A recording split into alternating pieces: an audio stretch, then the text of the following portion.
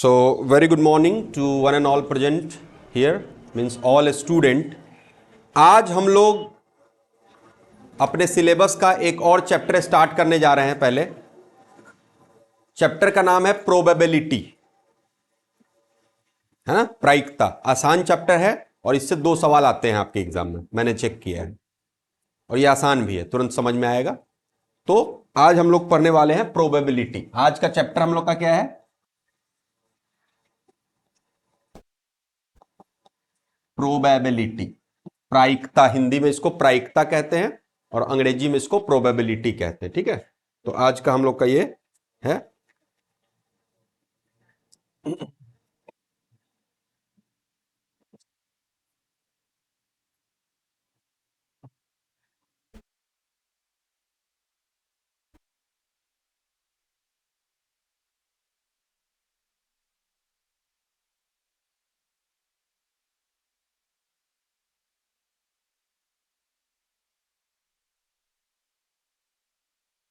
तो समझते हैं कि प्रोबेबिलिटी क्या होता है। प्रोबेबिलिटी का मतलब होता है प्रायिकता, और आसान भाषा में इसको हम लोग समझ सकते हैं संभावना। जैसे आप भी तो प्रोबेबिलिटी पे ही हो कि हो सके आपका अच्छा जॉब इसी बार लग जाए, लगेगा 100%। तो ऐसे, हाँ, ऐसे इवेंट, ये बहुत अच्छा लगा। इसको प्रोबेबिलिटी में कहते हैं श्योर इवेंट। मेरा होना ही है, तो श्योर इवेंट, बिल्कुल होना ही होना, तय है।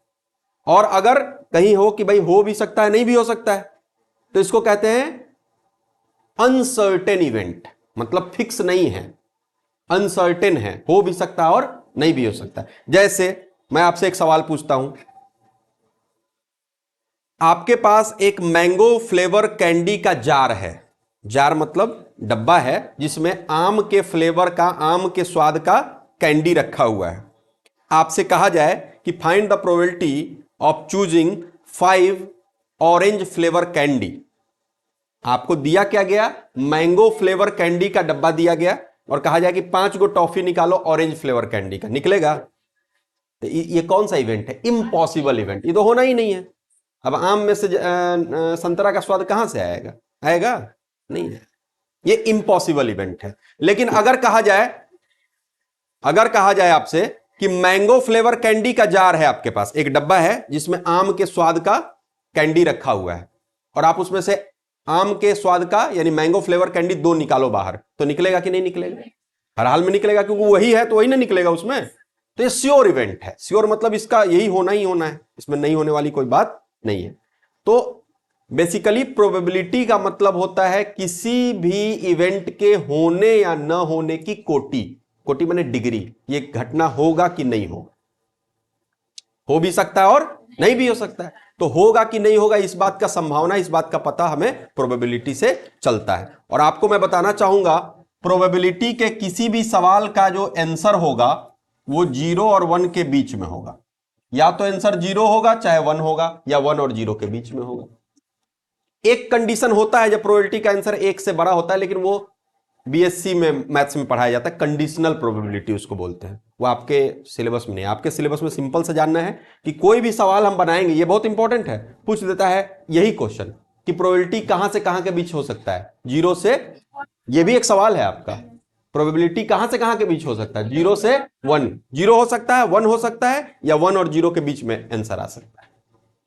0.5 सही है, लेकिन -0.5 नहीं, निगेटिव में प्रोबेबिलिटी एग्जिस्ट नहीं करता। तो पहली बात ये लिख लीजिए आप, ये फॉर्मूला नोट कीजिए, प्रोबेबिलिटी।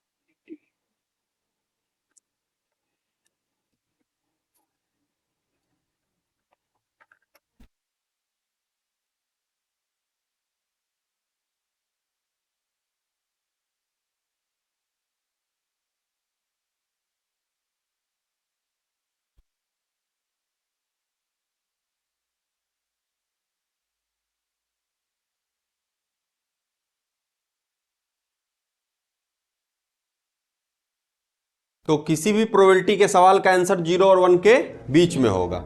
ठीक है, बराबर है। अभी बात समझो। हैं? ई का मतलब इवेंट। अब इसका मैं पूरा आपको समझाता हूं। मैथ्स के अंदर कुछ भी करना एक्सपेरिमेंट कहलाता है। सपोज कीजिए आपको I have given you coin, आपको मैंने एक सिक्का दिया, यू हैव टॉस्ड इट, आपने उसको उछाल दिया, तो या तो हेड आएगा चाहे टेल आएगा, आपको क्या पता क्या आएगा। तो इस घटना को क्या बोलते हैं? एक्सपेरिमेंट। सिक्का उछालना, डाइस फेंकना, अपना चप्पल उठा के फेंक देना, सुलटा गिरेगा कि उल्टा गिरेगा, है ना। ऐसे अरे आपको पता है क्या, आसाम एक अपने इंडिया में एक जगह है आसाम, वहां लोग ऐसे सट्टा खेलते हैं। जैसे हाँ भाई बोल, 500 है तेरे पास, चप्पल उठा, उछाल, चप्पल सुलटा गिरा 1000, चप्पल उल्टा गिरा मेरा, तो ऐसे चप्पल उछाल दिए। अब तुमने बोल दिया उल्टा और गिर गया सुलटा, तुम्हारा गया पैसा। चलो, ऐसा प्रैक्टिकल मैंने देखा है, ऐसे लोग से मैं मिला हूं, दिन भर यही करते हैं, सट्टा खेलते हैं। कुछ का भी सट्टा खेल दिया, ऐसे सिक्का उछाल दिया, कुछ पे भी बाजी लगा दिया, आधा तेरा आधा मेरा, जो तुमने बोल दिया अगर सीधा गिर गया तो मेरा गया, उल्टा गिर गया तेरा गया, बात खत्म। हम लोग 2,000 रुपए की नौकरी करने के लिए, मतलब रोज का ऐसे 50-60 हजार की महीने की नौकरी करने के लिए दिन भर 8 घंटा की नौकरी करते हैं, 4 बार चप्पल उठाया गिराया काम हो गया। तो this is the power of probability my dear, है ना। ये प्रोबेबिलिटी है। प्रोबेबिलिटी का मतलब होता है प्रायिकता, संभावना किसी भी घटना के होने और न होने। तो मैथ्स के अंदर आप याद रखोगे, कुछ भी जो हम करते हैं उसको एक्सपेरिमेंट कहते हैं। क्या करते हैं? अब जब ये एक्सपेरिमेंट करोगे, जब भी आप एक्सपेरिमेंट करोगे तो दो आउटकम होगा, या तो आपके फेवरेबल आउटकम होगा या तो आपके अनफेवरेबल आउटकम होगा। ठीक है, या तो जो आप चाहोगे वही हो जाएगा या जो आप चाहोगे वो नहीं हो। Are you getting my point? जैसे सपोज कीजिए, मैं एक उदाहरण बताता हूं, जरा इसको तसल्ली और ध्यान से सुनिएगा। बड़े जिम्मेवारी के साथ यह उदाहरण मैं बताना चाहता हूं। किसी लड़के एक्स की, मान लो ये हमारा क्या नाम बेटा आपका? मनीष। मनीष की शादी हो गई। तो शादी होना मैथ्स में क्या है? एक्सपेरिमेंट। अब इसका दो आउटकम हो सकता है, या तो इसकी बहू फेवरेबल आएगी, मतलब जैसे ये चाहता है, बहू मतलब लड़की। बेटा हरियाणा पंजाब सर से पूछना, राजस्थान में बहू बोलते हैं बीबी को, है ना। तो अभी थोड़ा राजस्थान वाले सर हैं तो उनका भी फ्लेवर लेते हैं हम लोग। तो बहू मतलब बीबी होता है राजस्थान में, दिल्ली में, हरियाणा में बहू मतलब बीबी। तो मतलब जिस जिस तो जो बीबी इसने सोचा कि भाई ऐसी आएगी वैसी ही आ गई, तो ये श्योर इवेंट है, ये फेवरेबल इवेंट है। फेवरेबल मतलब जो मैं चाहा वही हो गया, फेवरेबल इवेंट है। लेकिन बेटा अगर आपने चाहा कि तुम निकली ऐसी और वो निकल गई वैसी, तब क्या हो गया? वो अनफेवरेबल इवेंट। मतलब जो मैं चाहता हूं वो नहीं हुआ। आपको मैथ साथ समझ में आ रहा होगा बहुत आसानी से। आज का टॉपिक है प्रोबेबिलिटी। प्रोबेबिलिटी में जो कुछ भी हम लोग करते हैं, सिक्का उछालना, डाइस फेंकना, ऐसे चप्पल फेंकना, बीबी लाना, जो भी है, इसको एक्सपेरिमेंट कहते हैं। क्या कहते हैं? एक्सपेरिमेंट। और इस एक्सपेरिमेंट का बेटा दो आउटकम होता है, या तो वो फेवरेबल होगा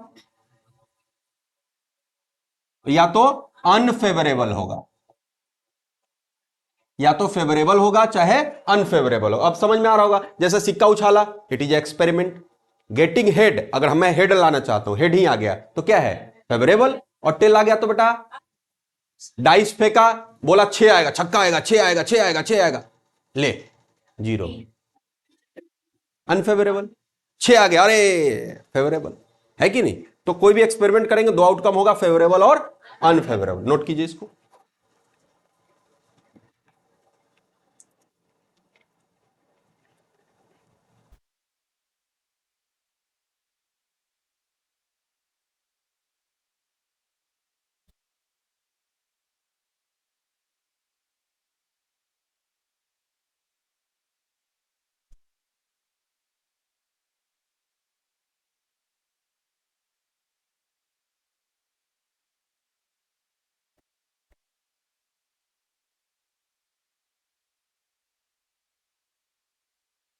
हो गया?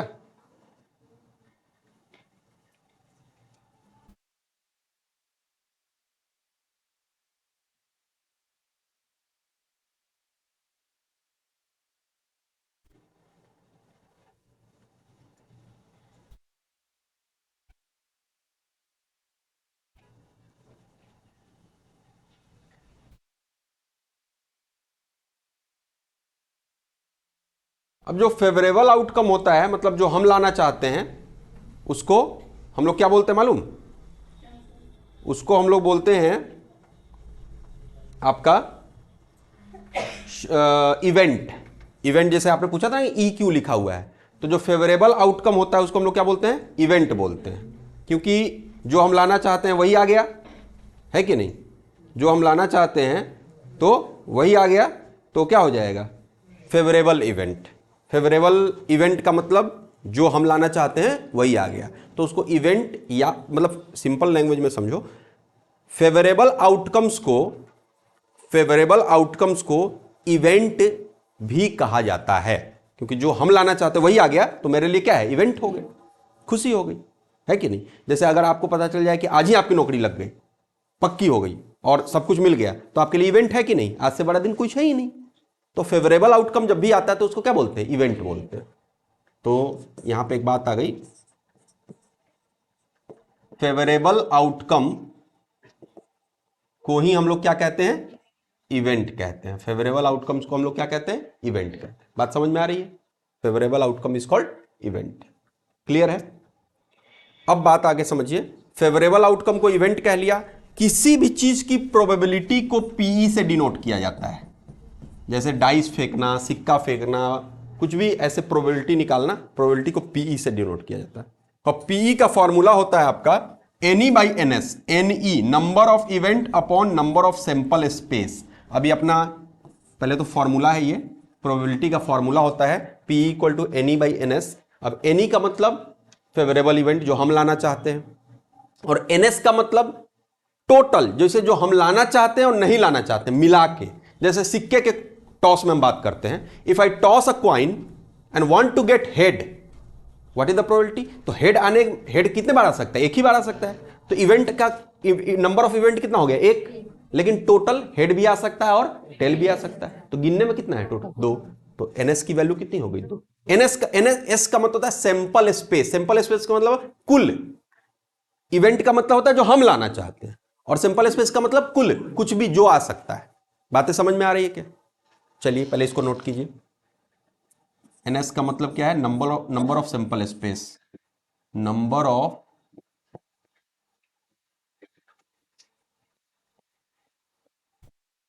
Sample space.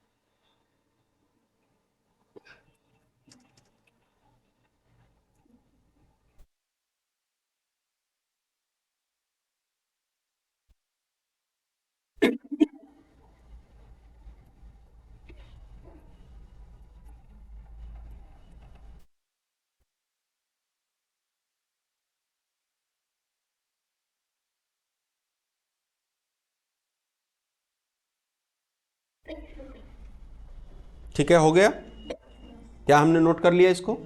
Okay. So probability का हमारा फॉर्मूला हो चुका है N E by N S, और एन एस हो गया हमारा number of simple space. Probability की जो वैल्यू है वो 0 और 1 के बीच में लाई करती है, और अपना ये एक्सपेरिमेंट फेवरेबल हो सकता है और अनफेवरेबल हो सकता है। ठीक है, ये फॉर्मूला हो गया। अब हम लोग बात करते हैं, सबसे पहले स्टार्ट करते हैं एक सवाल से। ठीक है, क्वेश्चन क्या है? एक क्वेश्चन लिखते हैं पहले। Find the probability, find the probability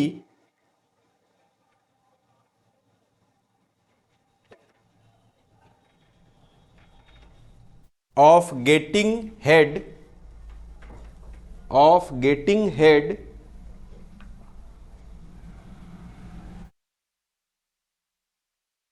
on single toss of coin,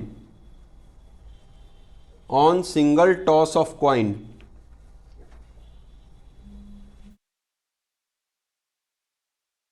on single toss of coin, मतलब आपने एक सिंगल टॉस किया है, एक क्वाइन को उछाला है, और क्वाइन को उछालने पे आप ये देख रहे हो कि आपको हेड आना चाहिए, तो उसकी प्रोबेबिलिटी क्या होगी।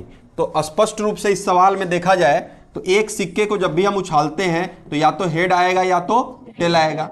अब एनी नंबर ऑफ इवेंट, हम क्या लाना चाहते हैं, हेड लाना चाहते हैं, तो इसमें हेड कितनी बार है, एक बार, तो नंबर ऑफ इवेंट की वैल्यू कितनी हो गई। और एनएस मतलब टोटल सैंपल स्पेस कितना है, 2। प्रोबेबिलिटी का फॉर्मूला क्या होता है, एनी बाई जो हम लाना चाहते हैं और जो टोटल आ सकता है। तो हम लाना चाहते हो एक बार, टोटल आ सकता है 2 बार। 1 को 2 से भाग कीजिएगा तो 0.5। आज पहले ही बताए थे ना कि कोई भी प्रोबेबिलिटी का सवाल बनाएंगे तो आंसर जो है उसका 0 और 1 के बीच में आएगा, चाहे 0 और 1 आएगा। आंसर चेक कीजिए, 0.5 आया, 0 और 1 के बीच में आया, मतलब आपका सवाल सही है। समझ में आ गई बात, कोई इसमें डाउट है क्या, है? 2 कहां से आया, सिक्का जब उछालिएगा तो आप चाहती हैं हेड आना, तो हर बार हेड ही आएगा क्या, टेल भी आ सकता है ना, तो एक बार हेड आ सकता है, एक बार टेल आ सकता है। टोटल कितना हो गया, 2, तो वही चीज है सैंपल स्पेस कुल।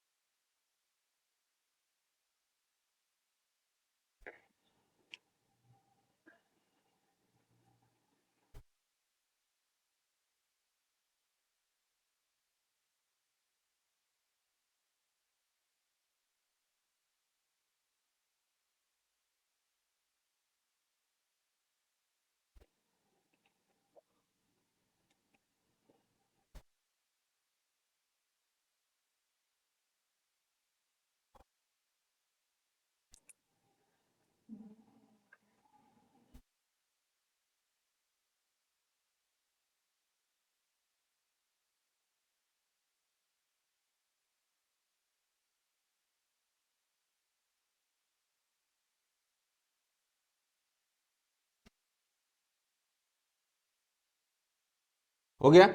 अब इसी सवाल को थोड़ा सा टफ बनाते हैं, लिखिए अगला सवाल लिखिए, थोड़ा इस सवाल को टफ बनाते हैं।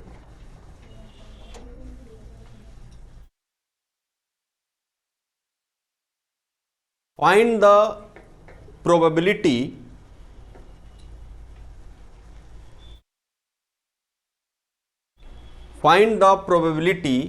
of getting head, find the probability of getting head on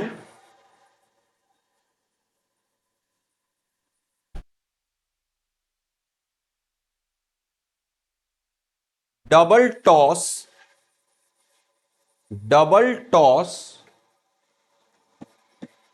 of a fair coin,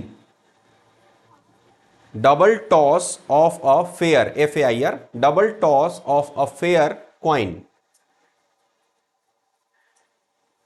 एक फेयर कॉइन, फेयर कॉइन का मतलब जिसमें साफ साफ दिख रहा है हेड और टेल, अनफेयर का मतलब हेड मैला है, टेल दिख नहीं रहा है, तो ऐसे नहीं लेना, उसको बाइज्ड कॉइन बोलते हैं मैथ्स के लैंग्वेज में। अभी हमने फेयर कॉइन लिया, मतलब स्पष्ट रूप से आपको हेड और टेल दिख रहा है और आपने उसको 2 बार उछाल दिया, तो पहले बार में भी हेड टेल आ सकता है, दूसरे बार में भी हेड टेल आ सकता है। तो एक सिक्के को जब 2 बार उछाला जाता है तब क्या होता है, देखिए बात को समझिए। एक बार उछाला जाता है तो सबको पता है कि हेड टेल आएगा, और दूसरे बार उछाला जाएगा तो फिर हेड टेल आएगा। तो जब इसको गुना कीजिए, मल्टीप्लाई कीजिए, हेड हेड, पहला पेयर बना हेड हेड, मतलब ऐसा हो सकता है कि पहले सिक्का पे हेड आए तो दूसरे सिक्का पे भी हेड आ जाए। फिर हेड टेल, ऐसा हो सकता है कि पहले पे हेड आए दूसरे पे टेल आए। टेल हेड, ऐसा हो सकता है कि पहले पे टेल आए दूसरे पे हेड आए। टेल टेल, ऐसा हो सकता है कि पहले पे टेल आए दूसरे पे टेल आए। तो 4 पॉसिबिलिटी बन गई ना। अब पहले सवाल में सिंपल स्पेस 2 था, लेकिन अब सिंपल स्पेस कितना हो जाएगा, 4, यानी total number of simple space यहां पे 2 टॉस में यानी डबल टॉस में कितना हो जाएगा, 4। हमको लाना क्या है, हेड फिर लाना है। अब देखिए इसमें कौन कौन सा ऐसा है जिसमें प्योर हेड है। एक तो ये दोनों बार हेड आ जाए तब तो हमारा मन पूरा हो जाएगा, एक बार भी चलेगा, हेड चाहे हेड। अच्छा, इसमें भी अगर क्वेश्चन घुमा के दे दे सिंगल हेड, तो सिंगल हेड में इसको इंक्लूड नहीं करेंगे, या तो इसको लेंगे चाहे इसको लेंगे। या कोई भी हेड हेड चाहिए, हेड चाहिए हमको, एक आए दो आए, मतलब कम से कम हेड चाहिए, तो ये भी ले सकते हैं, ये भी ले सकते हैं, ये भी ले। बात समझ में आ गई? तो अगर मुझसे बोला जाए एटलीस्ट वन हेड, एटलीस्ट का मतलब कम से कम एक, तो ज्यादा से ज्यादा दोनों चलेगा, है कि नहीं? और एटमोस्ट वन हेड, ज्यादा से ज्यादा वन हेड, ज्यादा से ज्यादा वन हेड, तो ज्यादा से ज्यादा वन हेड का मतलब इन्हीं दोनों को लेना पड़ेगा, क्योंकि दो हेड को हम नहीं ले सकते। एटलीस्ट और एटमोस्ट लगा के भी तो क्वेश्चन पूछ सकता है ना, कि भाई एटलीस्ट हमको एक ही हेड चाहिए, और एटमोस्ट, एटमोस्ट का मतलब दोनों चाहिए, तो दोनों चाहिए तो इसको भी लेना पड़ेगा। अभी मैं नॉर्मल मान के चलता हूं कि हमको सिंगल हेड चाहिए, कितना चाहिए? एक हेड चाहिए, तो एक हेड वाला कैगो है इसमें? दो गो। तो हमारे अकॉर्डिंग, हमारे सवाल के according single head, single head वाला जो क्वाइन है वो दो है। अब हमारा प्रोबेबिलिटी जो है वही अपना एनी बाई एन एस, तो अपना ये हो जाएगा या 2/4, ये भी कट के आंसर कितना आ जाएगा? 1/2, दैट इज 0.5। हमारा आंसर सही है। समझ में आ गया बात? कोई दिक्कत? समझ में आया कि एक बार और समझाएं? बताइए। पहले नोट कीजिए, पहले नोट कीजिए, तो एक बार और समझाएंगे। नोट कीजिए पहले। हाँ, क्या बोला? कौन सा? अच्छा, हाँ, डबल टॉस, वो तो सही लिखा है ना, दो बार सिक्का उछाले ना, दो बार नहीं उछाले तो चार बार आया कैसे ये? वो तो उसका डबल टॉस का मतलब क्या है कि सिक्के को आपने दो बार उछाला, तो दो बार उछाला तब ना ये सिंपल स्पेस आया है चार में। कहां पे लिखे तो है सिंपल स्पेस चार, और चार लिए भी हैं यहां पे। चार होगा, बिल्कुल चार होगा डबल टॉस में, जब सिंगल टॉस में दो है तो डबल टॉस में चार होगा, और ट्रिपल टॉस में कितना होगा? आठ। दो दूना चार, चार दूना आठ, दो दूना चार, चार दो छः, नहीं होगा, मैंने ऐड नहीं होता, मल्टीप्लाई होता है।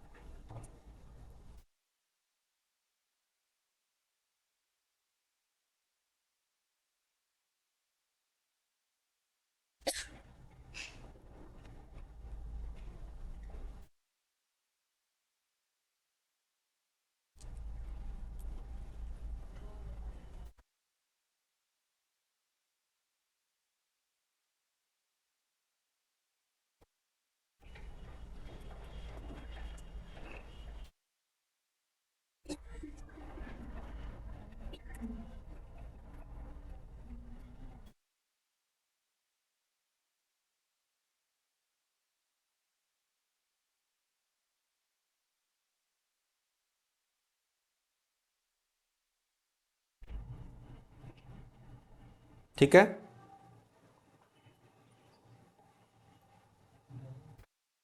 डबल टॉस का मतलब सिक्के को दो बार उछालना, ठीक है ना? तो ये होगा।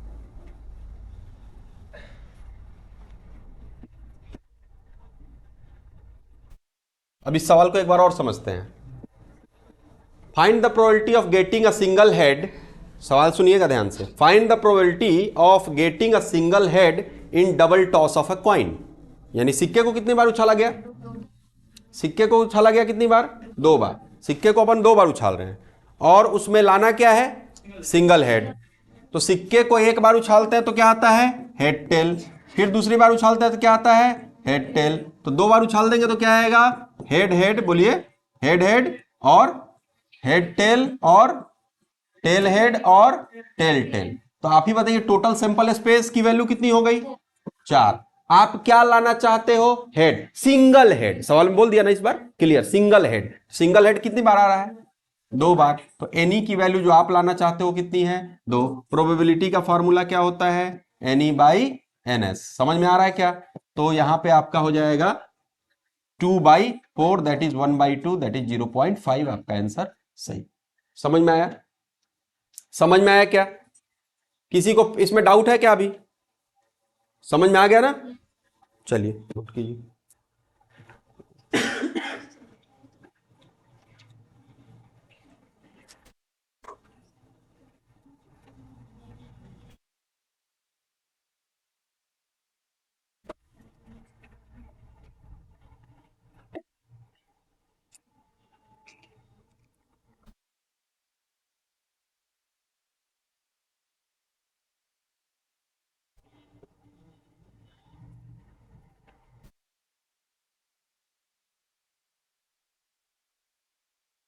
सिंगल टॉस में 4 क्यों? सिंगल टॉस में तो 2, सिंगल टॉस में तो केवल हेड टेल आएगा ना, डबल टॉस बोलेगा तभी ये लेना है। ठीक है। अब एक डाइस वाला सवाल लेते हैं। डाइस का मतलब तो सभी को पता होगा, पासा 1 से 6 तक उस पर लिखा होता है ना, जीरो होता है क्या उस पर?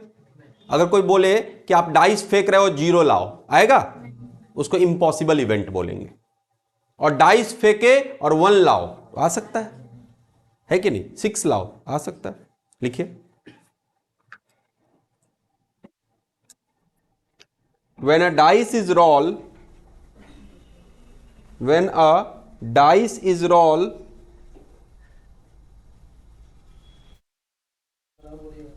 when a dice, D-I-C-E, when dice is roll, find the probability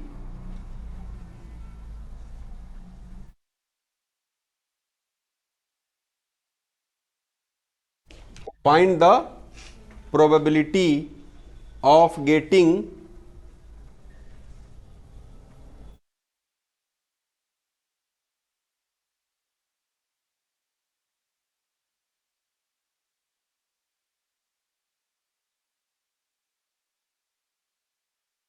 find the probability of getting 6 on its face, 6 on its face, 6 आने की प्रोबेबिलिटी आपको बतानी है। 6 on its face, face, face का मतलब डाइस पे, कि डाइस के एक फेस पे 6 आएगा, इसकी प्रोबेबिलिटी आपको बतानी।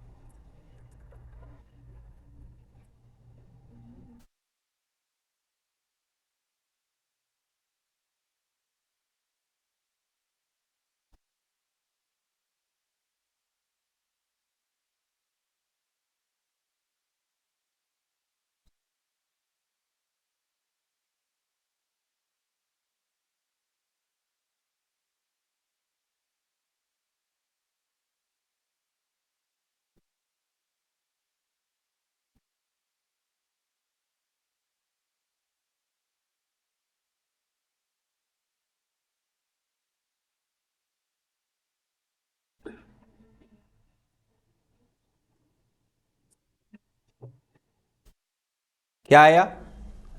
ट्राई कर रहे हो क्या?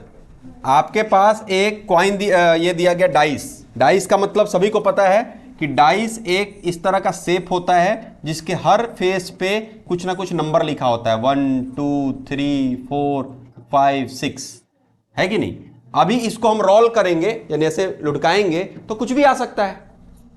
क्या आ सकता है? 1 भी आ सकता है, 2 भी आ सकता है, 3 4 5 और 6, कुछ भी आ सकता है। लेकिन हर नंबर एक ही बार आ रहा है ना, हर नंबर एक ही बार आ रहा है। आपसे अगर एनएस की वैल्यू पूछे टोटल, तो टोटल 6, कोई ना कोई तो एक आएगा ही। अगर मैंने पूछा what is the probability of getting 6 on its face, यानी 6 आने की प्रोबेबिलिटी बताओ, तो भैया देखिए 6 कितनी बार है इसमें? एक बार। यानी जो हम लाना चाहते हैं वो कितनी बार आ सकता है? एक बार। अब प्रोबेबिलिटी का फॉर्मूला क्या होता है? प्रोबेबिलिटी का फॉर्मूला होता है एनई बाई एनएस। तो यहां पे हमें साफ दिख रहा है कि आंसर आएगा 1/6। अब एक और ट्रिक याद हो गया इसमें, केवल 6 आने की प्रोबेबिलिटी भी 1/6 नहीं होगी, कुछ भी आने की प्रोबेबिलिटी, 3 आने की भी प्रोबेबिलिटी 1/6, मतलब 3, हाँ 1/6 ही होगी। 3 कितनी बार आ रहा है बताइए? एक बार, तो 1/6। अब 3 आने का मतलब 3/6 नहीं कर देना है उसको। 3 आ कितनी बार रहा है? एक ही बार तो आ रहा है।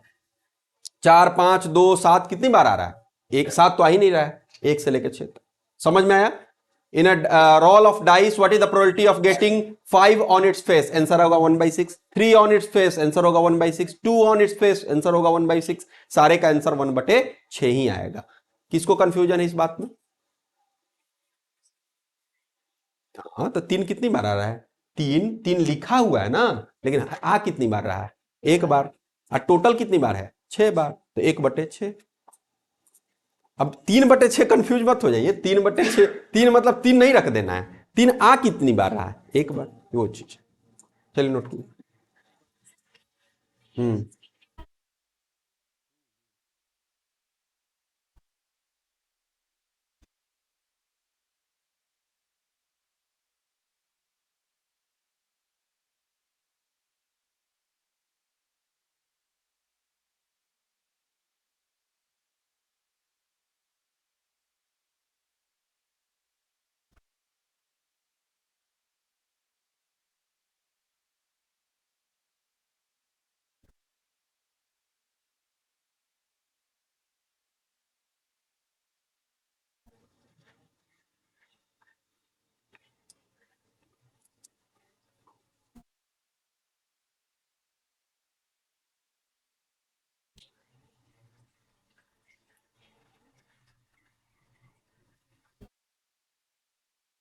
आ गया समझ में?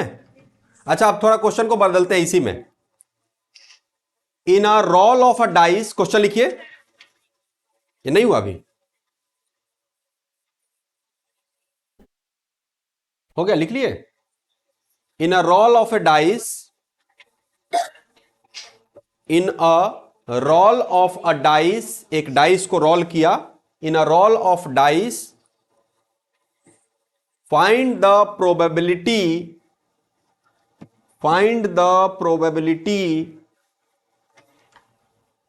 Of getting, find the probability of getting even number, even number on its face, even number on its face, उसके फेस पे इवन नंबर आने की प्रोबेबिलिटी बताओ।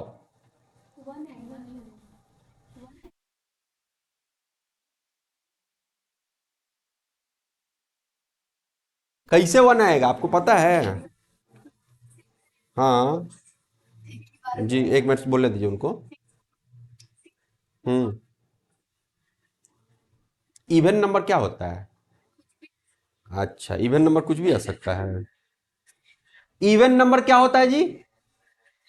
ऑड इवन नाम नहीं सुने हो? सम विषम, सम संख्या विषम संख्या, ऑड नंबर इवन नंबर।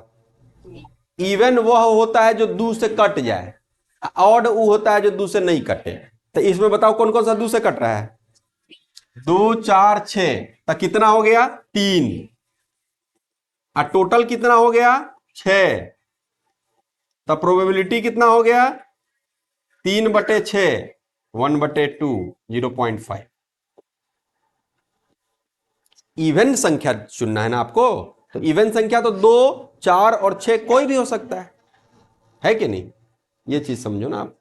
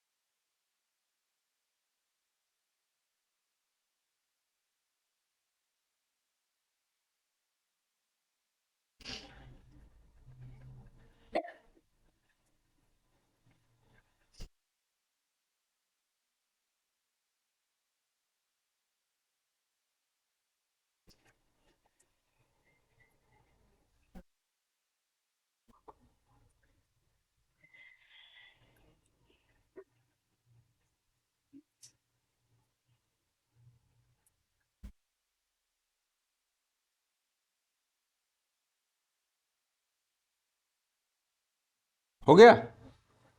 अच्छा, ऑड नंबर का प्रोबेबिलिटी कितना होगा? कैसे? बात नहीं समझी। तो दो से नहीं कटेगा, वो कितना है इसमें? 1, 3, 5, तो भी तो 3 है, तो 3/6 कट के आंसर कितना आएगा? वही 1/2। जितना ऑड का होता है उतना ही इवन का होता है। जो प्रोबेबिलिटी ऑड की होती है वही प्रोबेबिलिटी इवन की होती है। समझे बात को? अगर है सिंपल में तो सबको लेंगे, सब काहे नहीं लेंगे? जो आपको अच्छा नहीं लगता वो भी तो होता ही है। हर चीज आपके अकॉर्डिंग होता है क्या? बोल के आएंगे मम्मी घर पे पूड़ी नहीं बना के रखोगे, नहीं खाएंगे, नहीं खाएंगे, नहीं खाएंगे, जाओगे मम्मी रोटी बना के रखेगी। अरे होता है कि नहीं होता है? हमने कल बीवी को बोला कि मैगी बना के रखो, आ रहे हैं, गए दाना भूज के रखी थी, क्या करोगे? मैं उदाहरण के लिए बता रहा हूं, जोक सपाट, दिस इज एग्जाम्पल, उदाहरण है ये, उदाहरण है, दिस इज एग्जाम्पल। बातें समझ में आ रही है क्या? मतलब आप जो चाहोगे हर बार वही ना नहीं हो जाएगा ना। मिल जाती मंजिलें पहले भी मगर इंसान ही इंसान के रास्ते में रो रहा होता है। बात को समझिए, मिल जाती मंजिलें पहले भी मगर इंसान ही इंसान के रास्ते में रो रहा होता है। आप जो चाहते वही हो ही जाता, लेकिन कोई ना कोई ऐसा इंसान आया जो आपको उस रास्ते में रोक दिया, बेवकूफ बना दिया या कुछ कर दिया, तो जिससे आपको जो चाहिए वो नहीं मिला, है कि नहीं? तो कुल मिला के मामला यह है कि जब भी आप चाहो हमेशा वैसा नहीं होगा, कभी कभी वो भी हो सकता है जो आपको नहीं चाहिए। कोई भी काम आप करते हो फायदे के लिए, नुकसान कौन चाहता है धरती पे, लेकिन होता है ना, यही तो है। और उस फायदे के चक्कर में हम लोग दौड़ते रहते हैं, हम भी उसमें से हैं, लेकिन नुकसान भी झेलते हैं, क्या कर सकते हैं, यही नियति है। यही प्रोबेबिलिटी है। प्रोबेबिलिटी का मतलब ही होता है संभावना, हो भी सकता है और नहीं भी हो सकता। आगे बढ़ते हैं, एक सवाल दूसरे टाइप का लेते हैं। बहुत ही बढ़िया सवाल है जो आपका आया हुआ है। एक है आपके पास बॉक्स जिसमें 3 बॉल है रेड कलर का, आर आर मतलब रेड कलर, छोटा हो गया क्या थोड़ा, चलो इसको बदल देता हूं। एक हमारे पास एक बक्सा है जिसमें 3 बॉल है रेड कलर का, 2 बॉल है ब्लू कलर का और 2 बॉल है येलो कलर का। ठीक है, प्रोबेबिलिटी आपको बताना है निकाल के रेड बॉल का और फिर ब्लू बॉल का और फिर येलो बॉल का, तीनों का प्रोबेबिलिटी बताना है। चलिए निकालिए, कॉपी पे सॉल्व कीजिए, बोलिए नहीं, सॉल्व कीजिए, सॉल्व बोलने से कोई मतलब नहीं।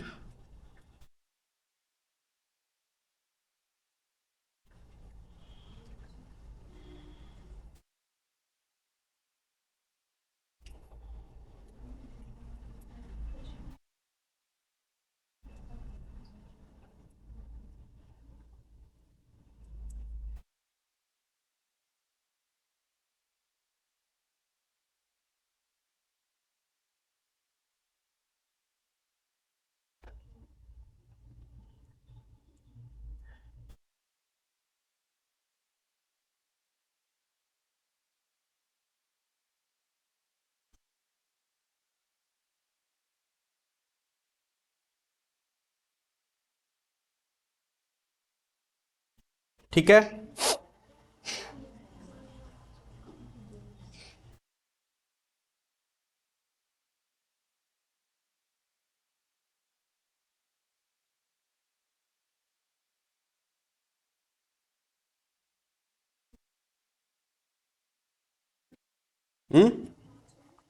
बताइए रेड बॉल का कितना प्रोबेबिलिटी है?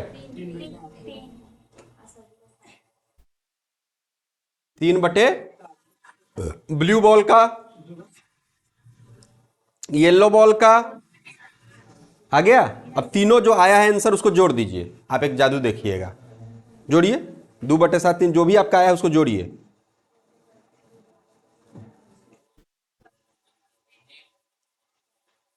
है तो उसका जीरो आ रहा है, देखो कैसे एक आएगा। यानी आपने एक और चीज सीख लिया यहां से कि प्रोबेबिलिटी के किसी भी सवाल में, एक सिंगल सवाल में, उसके सारे घटनाओं के होने का और न होने का सम हमेशा 1 होता है। यानी प्रोबेबिलिटी का आंसर इसलिए बताया था ना 0 और 1 से बीच में आता है।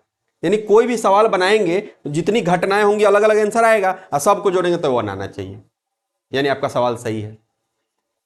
1 जिसका जिसका आ गया सवाल सही है, 1 नहीं आ रहा है तो गलत है। नहीं आया 1, कुछ नहीं आया। वाह, कुछ कहा नहीं आया जी। पहले बताओ टोटल गेना इसमें कितना है, 7। जिसको नहीं समझ में आया एक बार देखिएगा, एक बार देखिए। जिसको जिसको ये सवाल नहीं समझ में आया एक बार बोर्ड पे बड़े ध्यान से देखिए। इस डब्बे के अंदर टोटल गेना कितना है ना? टोटल गेना आपका 7 गो है। लाल वाला गेना कै गो है? 3 गो। यानी नंबर ऑफ रेड 3। ब्लू वाला कितना है? और आपका येलो वाला कितना है? 2। बातें समझ में आ रही है क्या? टोटल गेना 7, रेड गेना 3, ब्लू गेना 2, येलो गेना 2। क्लियर है? अब मैं आपसे पूछा कि भाई लाल वाले का बताओ, तो लाल जिसका निकालना है उसको ऊपर और टोटल नीचे, ये ना फॉर्मूला होता है जी। प्रोबेबिलिटी का फॉर्मूला क्या होता है? प्रोबेबिलिटी का आपका फॉर्मूला होता है भैया एनी बाई एनएस, जो लाना चाहते हैं और अपॉन में टोटल। क्लियर है? तो लाना आप कितना चाहते हो? रेड वाला कितना है? 3, और टोटल कितना है? 7। फिर ब्लू वाला, तो ब्लू वाला में लाना कितना चाहते हो? 2, टोटल कितना है? 7। फिर येलो, पीला वाला, पीला वाला कितना बॉल है? 2, और टोटल कितना है? 7। हो गया आंसर। तो रेड बॉल, ब्लू बॉल और ब्लैक बॉल की, येलो बॉल की प्रोबेबिलिटी हो गई। कहां डाउट है इसमें? इसमें कोई डाउट है बताइए? क्या ये समझ में नहीं आया? अच्छा, जोड़ना भी सिखा देते हैं। जोड़ना तो नर्सरी क्लास में सीखते हैं। 3/7 जोड़ 2/7 जोड़ 2/7, तो जोड़िए। 7 का लघुत्तम एलसीएम 7। ये आपका एक ये भी चैप्टर है, एलसीएम और एचसीएफ, है ना? तो 7 का एलसीएम 7, ऊपरा जोड़िए 3 2 5 और 2 7, 7 कट गया, कितना आया? एक।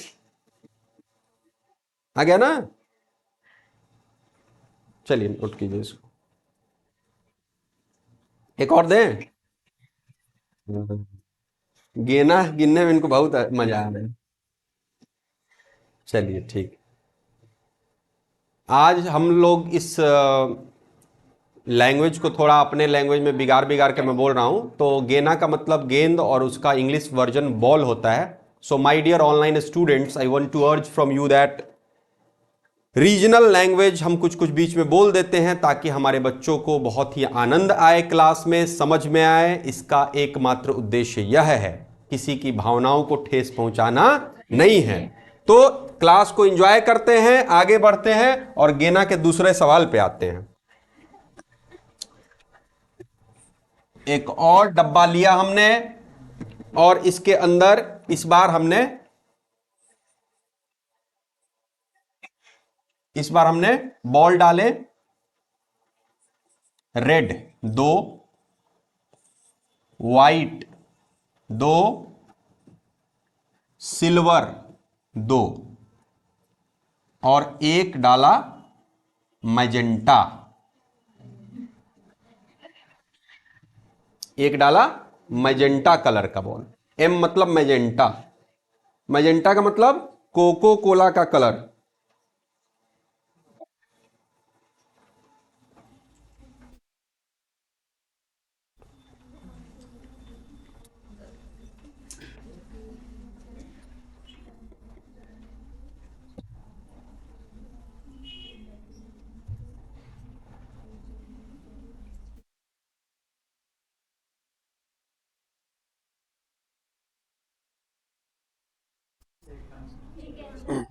हम्म।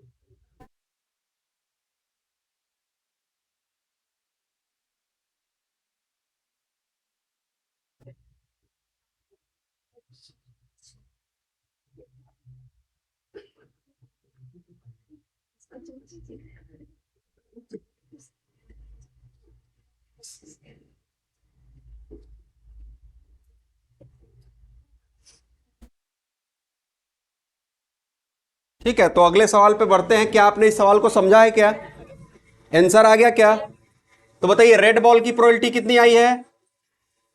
2 बटे, और सिल्वर की 2/7, और व्हाइट की 2/7, और मैजेंटा की। किसी को कोई दिक्कत? समझ में आ गया? अब देखिए, ये आप समझ के जाओगे, लेकिन सवाल घुमा के दे देगा। वहां पूछेगा, आप ऐसे निकाल लोगे, तब सवाल में लिखेगा कि find the probability of not getting white ball. White ball का तो प्रोबेबिलिटी आ गया 2/7, लेकिन हमको वो नहीं चाहिए। हमको चाहिए नॉट गेटिंग व्हाइट, वो नहीं आए व्हाइट बॉल, इसका प्रोबेबिलिटी बताइए। इसी में नहीं नहीं खरीदे, हो गया, किसी को नहीं आए। माने what is the probability of not getting magenta ball, what is the probability of not getting silver ball, what is the probability of not getting ये अपना पिंक बॉल, जो भी है। तो ट्रिक इसमें प्रकाश सर का आपको याद करना पड़ेगा कि अभी अभी मैंने आपको सिखाया था पिछले सवाल में, होने और नहीं होने के प्रोबेबिलिटी का सम हमेशा 1 होता है। तो अगर व्हाइट बॉल आने का प्रोबेबिलिटी 2/7 है, तो नहीं आने का पीई नॉट, नहीं आने का हो जाएगा 1 - 2/7। होगा कि नहीं होगा? बस आप इसको सॉल्व कर लो। 7, 7 में से 2 गया, कितना आएगा? 5, 5/7 हो जाएगा प्रोबेबिलिटी व्हाइट बॉल नहीं आने। तो आज के बाद ट्रिक याद कर लो ना, कि जिसके आने का प्रोबेबिलिटी जो हो, नहीं आने के लिए क्या करना है? 1 में से माइनस कर लेना। अरे नहीं आया क्या समझ में? 1 में से माइनस कर लेना, आंसर आ जाएगा। क्लियर हो गया? मतलब एक आपको ट्रिक दे दिया मैंने, PE dash is equal to 1 - PE, यानी नहीं आने वाला 1 में से अगर घटा लेंगे तो आने वाले का प्रोबेबिलिटी आंसर आ जाएगा। माय डियर, किसी को इसमें कोई कंफ्यूजन नहीं होगा, आई होप सो। ठीक है, ये सब नोट कर लीजिए, व्हाइट वाले का नहीं आने का वो फॉर्मूला लिख लीजिए।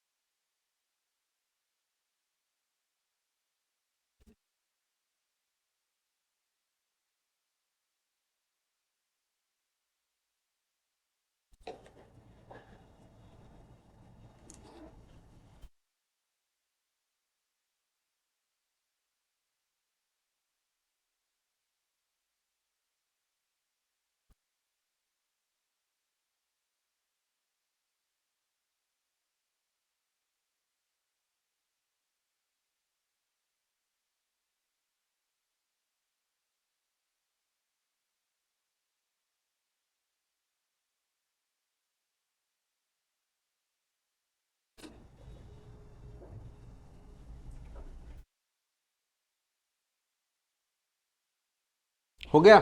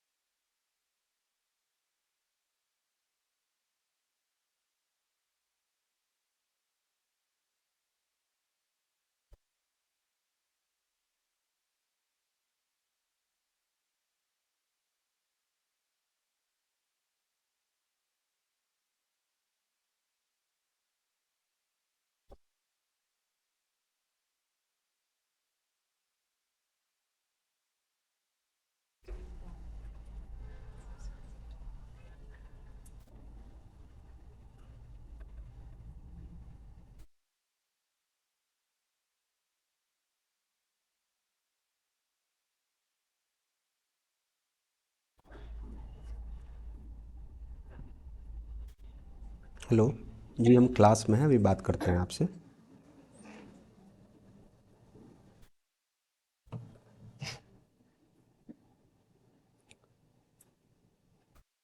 क्या ये हो गया हम लोग का?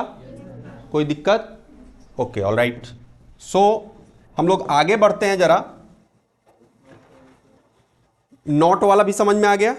किसी घटना, अच्छा ऐसे एक थोड़ा सा टिपिकल क्वेश्चन जो कई रिसेंट एग्जाम में एस टेट के पेपर में भी आया था, हम गए थे एक बार 2-3 साल पहले देने, तो ये क्वेश्चन आया था। मैं वही क्वेश्चन आपसे पूछ रहा हूं। व्हाट इज द पहले सुन लीजिए सवाल। What is the probability of getting Sunday in a leap year? Leap year मतलब जिस साल में फरवरी में 29 दिन होता है, जैसे शायद इस साल है, इस साल फरवरी में इसी महीने में 29 दिन है, तो उसको लीप ईयर कहते हैं। ठीक है? देखो नॉर्मली साल में कितने होते हैं? 365 दिन होते हैं। इसको 7 से अगर आप भाग करोगे ना तो 52 हफ्ते होंगे, 52 हफ्ते। और रिमाइंडर कितना बचता है? 2 बचता है। करके देखते हैं एक बार।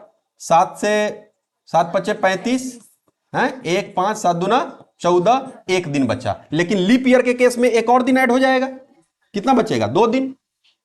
तो 7 से कटने का मतलब 7 में तो फिक्स है कि हर दिन एक एक बार आ जाएगा। बात को जरा ध्यान से समझिएगा। हफ्ते में 7 दिन होते हैं और 7 दिन में हर दिन एक बार आ जाता है। सोमवार, मंगलवार, बुधवार, गुरुवार, शुक्रवार, शनिवार, रविवार, सारा दिन एक एक बार आ गया। तो सारा दिन तो एक एक बार आ गया 52 बार साल में। लेकिन ये जो 2 दिन बचा हो तो कुछ भी हो सकता है। नहीं समझे? वो जो लास्ट का 2 दिन बचा लीप ईयर में, वो तो कुछ भी, कोई भी दिन आएगा ना, हमें क्या पता कौन सा दिन आएगा। तो अगर मुझसे बोला जाता है कि सोमवार का, तो सोमवार उन दोनों में से कोई भी हो सकता है, 2/7। रविवार 2/7, कुछ भी 2/7। लीप ईयर का आंसर 2/7 आता है। ट्रिक है, याद कर लीजिए इसको। फिर समझिए बात को। साल में 365 दिन होता है। नॉर्मली आप 7 से उसको भाग करोगे 52 हफ्ते, जितना हफ्ता उतना दिन, यही ना होता है? एक हफ्ता में हर दिन एक बार आता है कि नहीं आता है? तब 52 हफ्ते में मतलब साल भर में हर दिन 52 बार आएगा। ये तो क्लियर हो गया। बचा कितना? 1 दिन। लेकिन लीप वर्ष के केस में, जिसमें फरवरी में 29 दिन होता है, एक और दिन ऐड हो जाएगा। टोटल कितना? 2 दिन। अब उस 2 दिन में तो कुछ भी हो सकता है, उसमें तो कुछ भी, कोई भी दिन आ सकता है ना सातों में से, इसलिए 2/7। समझ में आया क्या? लीप ईयर वाला सवाल समझ में आ गया? कोई दिक्कत? बोलिए, डाउट है? आप ही पूछ रहे हैं। समस्या है तो बोलिए, फिर से बता। हाँ हाँ हाँ हाँ हाँ, आप समझदार हैं। सामान्य वर्ष में एक ही दिन होता है और लिपि वर्ष में 2 दिन होता है। शुद्ध हिंदी आप जानती हैं? लिपि वर्ष, हाँ हम सुन रहे हैं पहली बार, हम तो लीप ईयर जानते थे। खैर कोई दिक्कत नहीं है, ये अपने को समझ में आ चुका है कि लीप ईयर वाले सवालों में सप्ताह के 7 दिन तो होते हैं, लेकिन उन 7 दिनों में क्या होगा? रिपीटेशन नहीं होगा। क्या होगा? रिपीटेशन नहीं होगा। और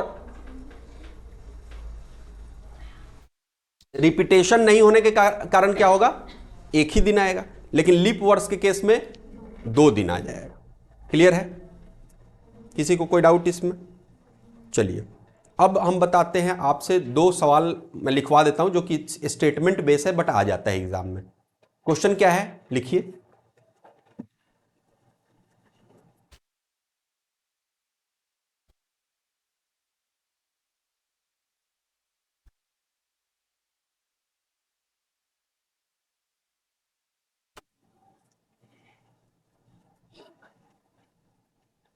what is the probability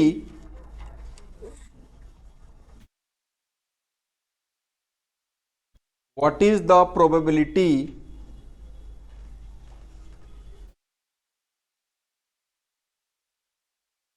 of getting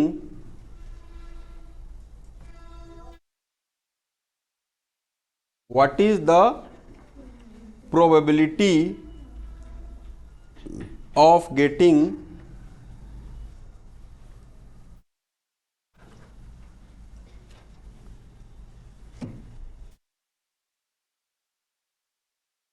a sure event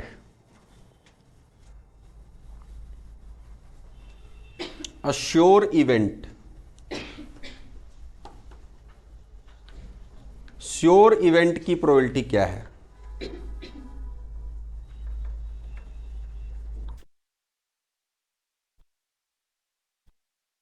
what is the probability of getting sure event? Sure event के आने की प्रोबेबिलिटी क्या होती है, ये आपको बताना है। What is the probability of getting sure event? तो मैं पहले बता दूं, श्योर इवेंट उस इवेंट को कहते हैं जिसका होना लगभग क्या 100% तय हो। जैसे मैंने आज आपको सुबह में एग्जांपल बताया कि चलिए हमको इस पे एग्जांपल आ गया, पानी की बोतल से पानी निकालने का प्रोबेबिलिटी बताइए। पानी के बोतल से पानी के बोतल से पौआ नहीं ना निकलेगा, पानी निकलेगा ना। अरे पानी की बोतल में, अरे समझ ना, बोतल का मतलब और कुछ मतलब, पानी की बोतल से पानी के निकालने की प्रोबेबिलिटी कितनी होगी? 100%। पानी से पानी ही नहीं निकलेगा ना, पानी के बोतल से हम निकालेंगे तो पानी ही निकलेगा ना। तो श्योर इवेंट है कि इम्पॉसिबल इवेंट है? प्रोबेबिलिटी का आंसर कितना होगा? मतलब 1। 100 का मतलब प्रोबेबिलिटी में 1 होता है ना, 1। लेकिन अगर मैं कहूं कि पानी की बोतल से दूध निकालो, निकल जाएगा? आप जादूगर हो कि पानी की बोतल से दूध निकाल दोगी? निकालता है ना जादू वाला, जादू में यही तो होता है, पानी की बोतल से दूध निकाल देगा। हम लोग को लगता है कि वाह, लेकिन कुछ होता है उनका कलाकारी। तो बहरहाल हमें यह समझ में आता है कि पानी की बोतल से हम तो पानी ही निकाल सकते हैं, हम लोग आम आदमी है ना, तो पानी की बोतल से पानी ही निकालेंगे। तो प्रोबेबिलिटी का आंसर कितना होगा? 1। लेकिन पानी की बोतल से दूध निकालने की प्रोबेबिलिटी इम्पॉसिबल इवेंट, इसको क्या बोलेंगे? असंभव है, हो नहीं सकता। आंसर क्या होगा? 0। तो 2 क्वेश्चन याद हो गया। What is the probability of sure event? Answer. What is the probability of impossible event? लिख लीजिए दोनों, ये श्योर इवेंट और इम्पॉसिबल इवेंट।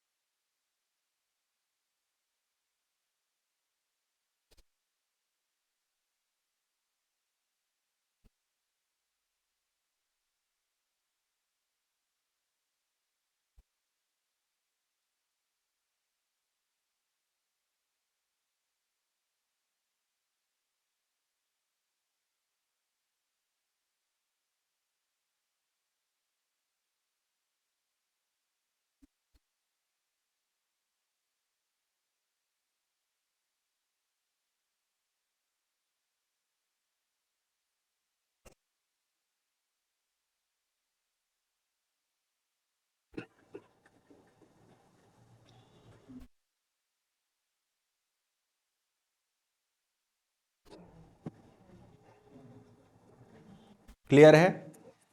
कोई डाउट? ये 2 एडिशनल क्वेश्चन भी आपको समझ में आ गया प्रोबेबिलिटी का?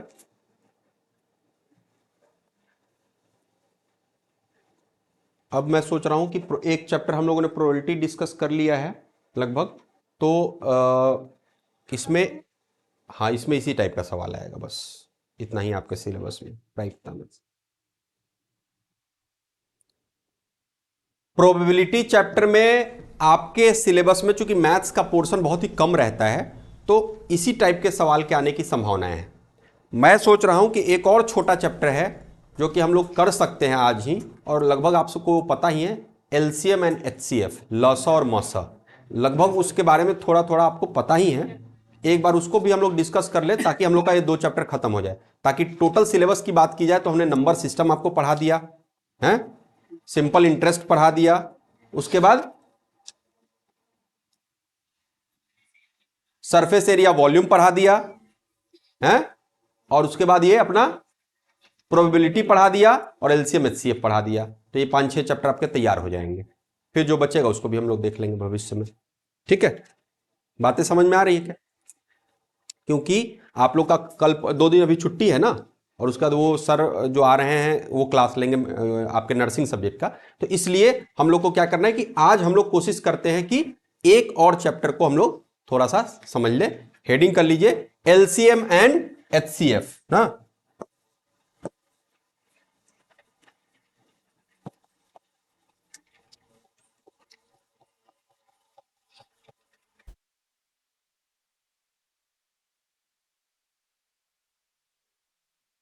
पहले तो दोनों का मतलब बताइए, एलसीएम और एचसीएफ का मतलब बता सकता है क्या कोई?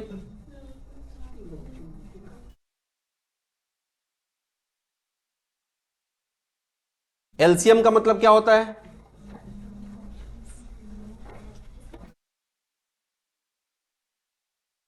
एलसीएम का मतलब क्या होता है? हैं? एलसीएम का मतलब क्या होता है मालूम? Least common multiple. लिखिए, पूरा नाम लिखिए, लीस्ट कॉमन मल्टीपल। एलसीएम का मतलब least common multiple.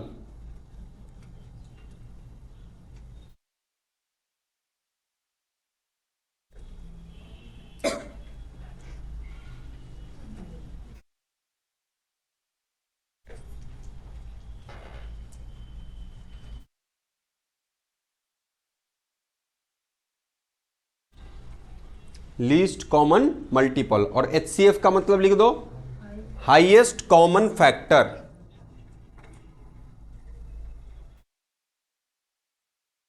Highest common factor.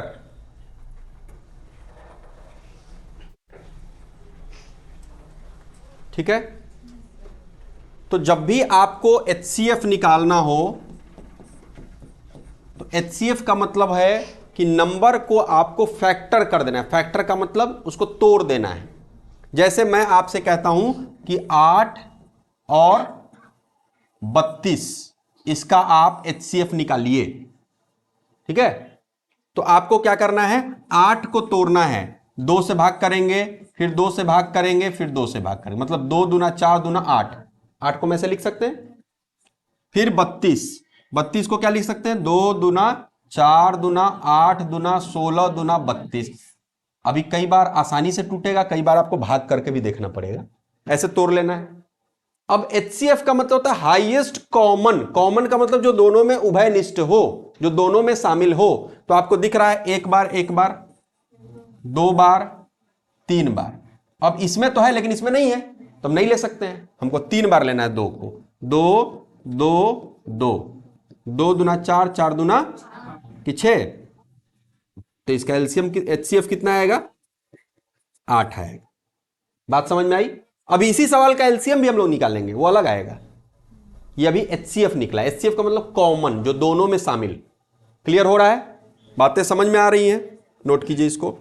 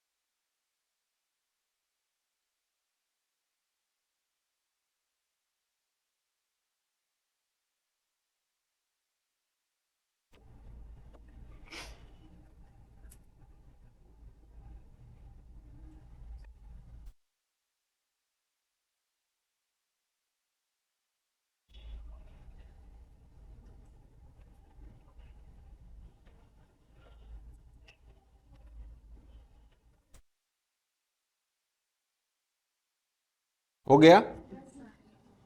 अब आप इसी सवाल का एलसीएम ट्राई कीजिए, अभी आप ट्राई कीजिए फिर मैं बताता हूं। 8 और 32 का एलसीएम, कोशिश कीजिए कि एलसीएम आप निकाल पाए खुद से,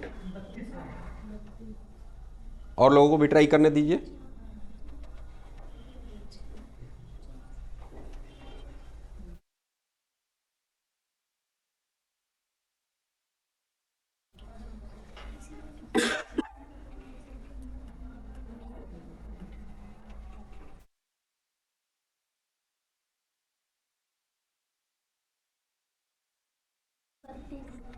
आ गया।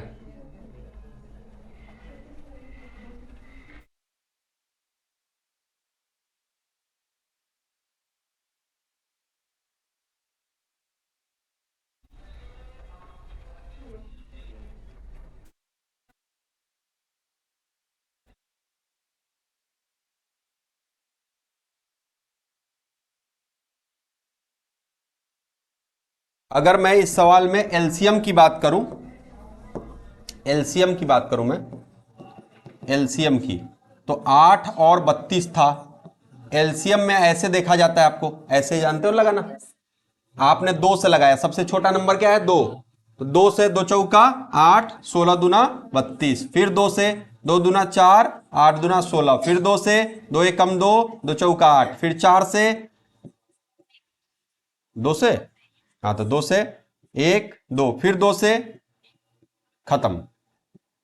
तो कुल मिला के क्या है, 1 2 3 4 5, यानी 2 कितने बार आया, 5 बार आया। इसको मल्टीप्लाई करेंगे कितना आ जाएगा, 32 आ जाएगा। मतलब जिस सवाल का एचसीएफ आया था 8, उसी सवाल का एलसीएम कितना आ गया, 32। ठीक है। अब एक दो सवाल ऐसा थोड़ा प्रैक्टिस करते हैं, फिर इसके एक दो नए टाइप में जिसे घुमा के सवाल देता है वो भी करेंगे। ठीक है।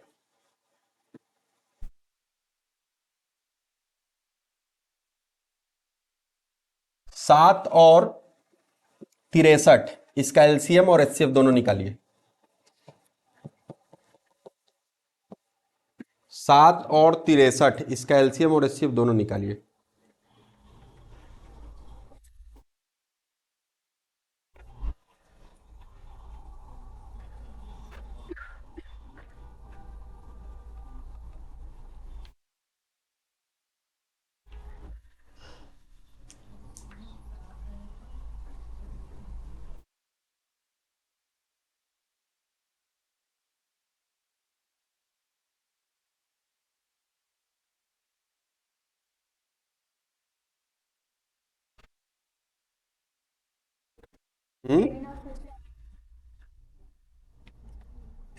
एचसीएफ कितना आया, 7, और एलसीएम कितना आया, 63। क्या सभी का आ गया? क्या मुझे इस सवाल को बताना है फिर से? कितने लोग चाहते हैं कि बता दूं? हाँ, रेज योर हैंड। ठीक है। देखिए 7 को आप कुछ नहीं लिख सकते हो 1 गुने 7 के अलावा, बिकॉज 7 क्या है, विषम संख्या है, प्राइम नंबर है, अभाज्य संख्याएं हैं, तो किसी कटेगी नहीं। 63 की बात की जाए तो 63 को आप लिख सकते हो 1 गुने 7 गुने 9, 9 सत्ते 63। 7 का पहाड़ा अगर 9 बार पढ़े तो 63 आएगा। अब बताइए, आप ही बताइए, दोनों में कॉमन क्या है, 7, तो एचसीएफ मतलब कॉमन, तो आपका 7 आ गया। लेकिन एलसीएम की बात की जाए तो 7 और 63, यहां पे आप 7 से लगाओगे, 7 एकम 7, 7 63, आंसर होगा 7 गुने 9, 9 सत्ते 63।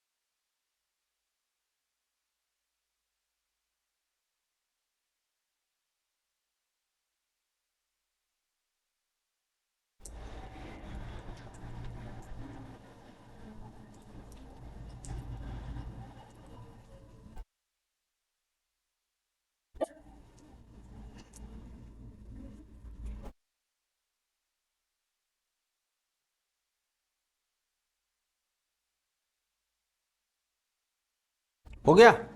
अब देखिए इसमें एक फॉर्मूला मैं आपको बताने जा रहा हूं, ये नया कॉन्सेप्ट, नया फॉर्मूला आप सीखिए। इसमें क्या है कि product of number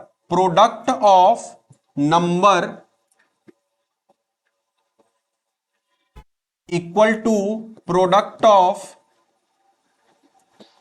LCM into HCF. ये आप फॉर्मूला समझिए पहले।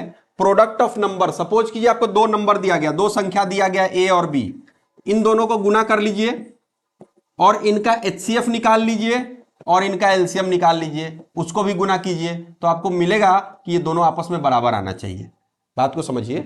जैसे अभी मैंने दिया था ना 7 और 63, तो 7 और 63 को गुना कीजिए, कुछ आएगा, जो भी आना होगा। उसका जो एलसीएम और एचसीएफ आया है उसको भी गुना कीजिए, आंसर बराबर आएगा। बात समझ में आई? तो यहां से एक फॉर्मूला बन गया, HCF equal to product of number a into b upon में एलसीएम, या LCM equal to product of number upon में एचसीएफ। माने दोनों नंबर को मल्टीप्लाई कीजिए, एचसीएफ एलसीएम को मल्टीप्लाई कीजिए, तो यह पाया जाएगा कि नंबर का प्रोडक्ट और एचसीएफ एलसीएम का प्रोडक्ट आपस में क्या आ रहा है, बराबर। कोई दिक्कत? क्लियर है? नोट कीजिए इनको।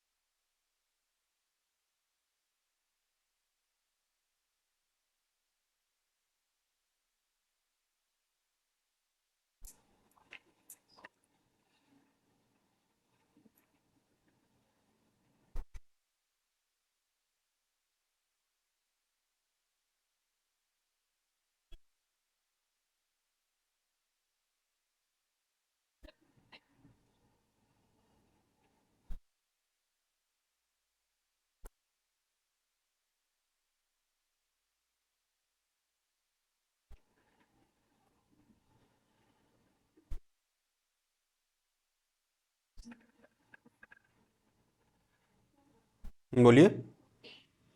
संख्या है, कुछ भी हो सकता है, कुछ भी हो सकता है। ठीक है, तो अब सवाल दिया जाए इस पे, लिखिए।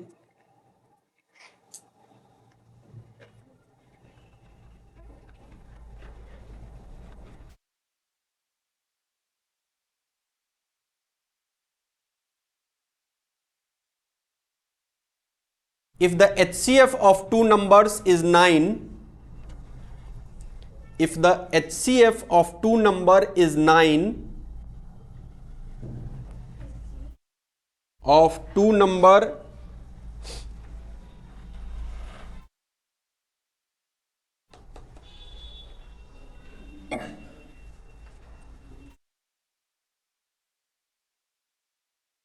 is 9,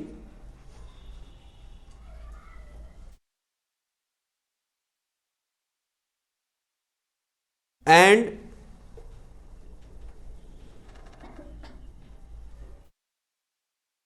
numbers are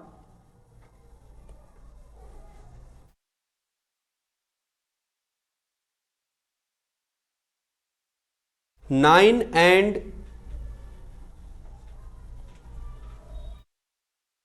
36, ठीक, समझ में आ रहा है बात? Then find their LCM. इस फॉर्मूला का यूज करके आपको करना है।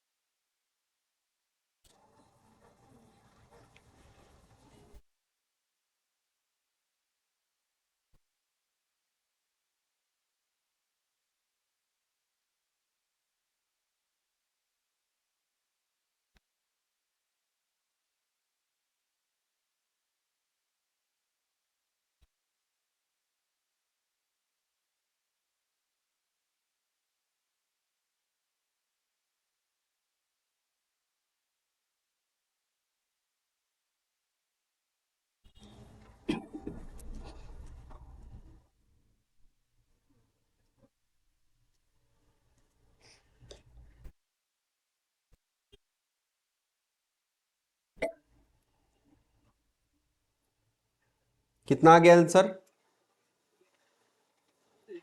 8 1। आपका कितना आया? 36 1। तो देखिए फॉर्मूला लगाइए ना, ये LCM equal to H A product of number upon में फॉर्मूला लगाना है ना। अगर मैं फॉर्मूले की बात करूं तो फॉर्मूला है आपका LCM equal to product of number a into b upon में एच सी एफ। ये आपका फॉर्मूला होता है। फॉर्मूला बहुत ही आसान है, समझिए। LCM equal to a into b, दोनों नंबर लेना है, अपॉन में एच सी एफ। अगर हम लोग बात करें एलसीएम की तो यहां पे ध्यान से देखिए, दोनों जो संख्याएं हैं, जो दोनों नंबर है सवाल में, कितना दिया है? 9 और 36। तो 9 और 36, और एचसीएफ कितना दिया हुआ है? 9। तो 9 से 9 क्या हो जाएगा? कट जाएगा। तो ये आपका एलसीएम कितना आ जाएगा? 36 आ जाएगा। इसी में से घुमा के कुछ भी पूछ सकता है, जैसे दो संख्या में से एक संख्या दे दे, एचसीएफ एलसीएम दे दे, एक संख्या भी पूछ सकता है। मतलब मैं आपको फॉर्मूले का एग्जीक्यूशन समझा रहा हूं कि फॉर्मूला कैसे यूज करना है आपको। इस फॉर्मूले के बेस पे इन चार टर्म में से एलसीएम, एचसीएफ, ए और बी, ए और बी मतलब दो संख्याएं, उसमें से कोई भी चीज आपसे पूछा जा सकता है? टू नंबर्स नहीं है, टू नंबर्स का एचसीएफ 9 है, मैंने लिखवाया था। The HCF of two number is 9, है ना। शायद सवाल में लिखने में गलती कर दी हूं।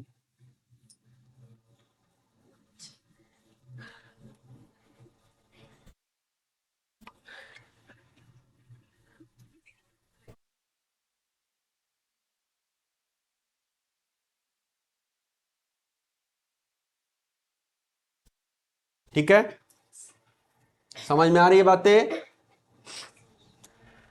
आगे सवाल इस पर दिया जाए, लिखिए।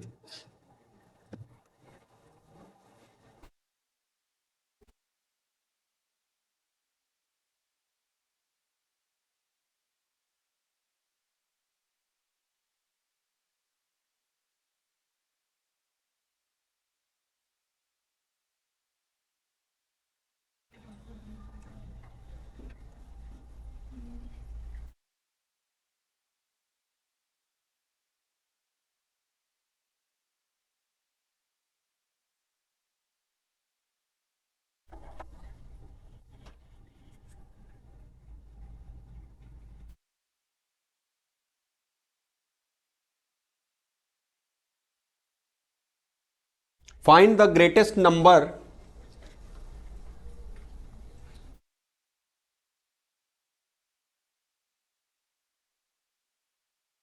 find the greatest number that will divide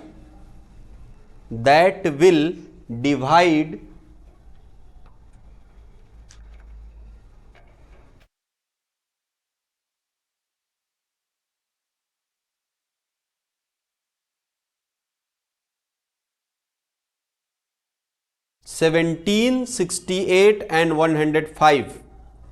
1768 and 105।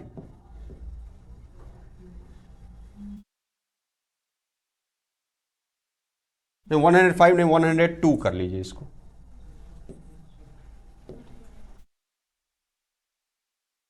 1768 and 102, leaving the same reminder, leaving the same reminder, leaving the same reminder. वहां पे रिमाइंडर हर बार क्या होगा? सेम होगा।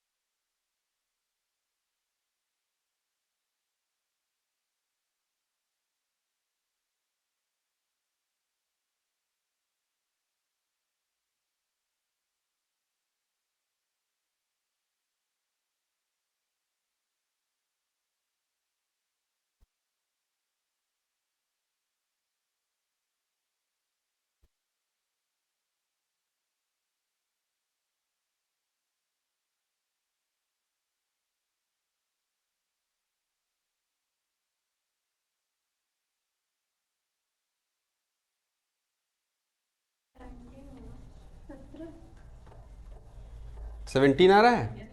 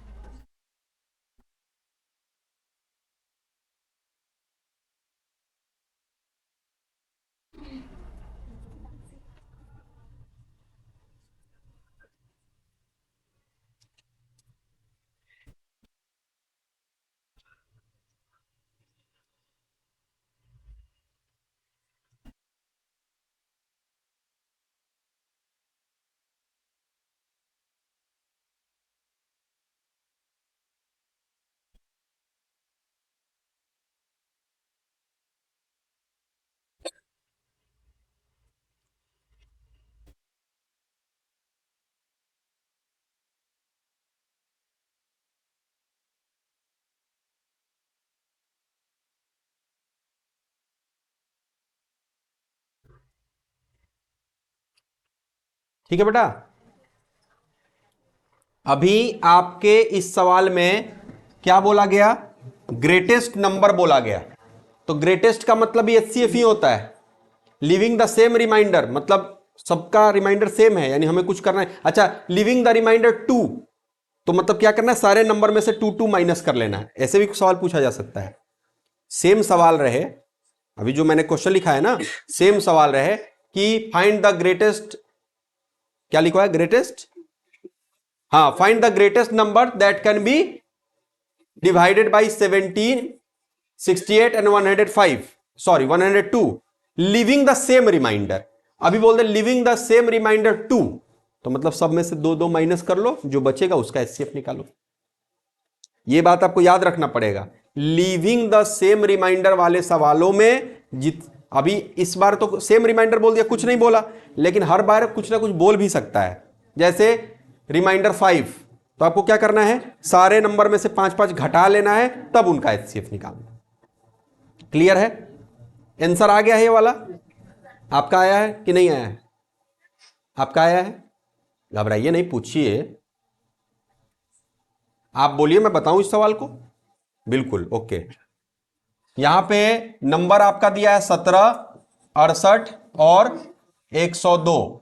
अगर हमें अगर हमने बचपन में टेबल यानी पहाड़ा याद किया होता है तो बात बन गई होती, लेकिन हम अपने बच्चे को कहते हैं 17 का पहाड़ा याद करो, हम तो याद नहीं किए। जोक सपाट, कोई बात नहीं, नहीं याद किए, नहीं याद किए।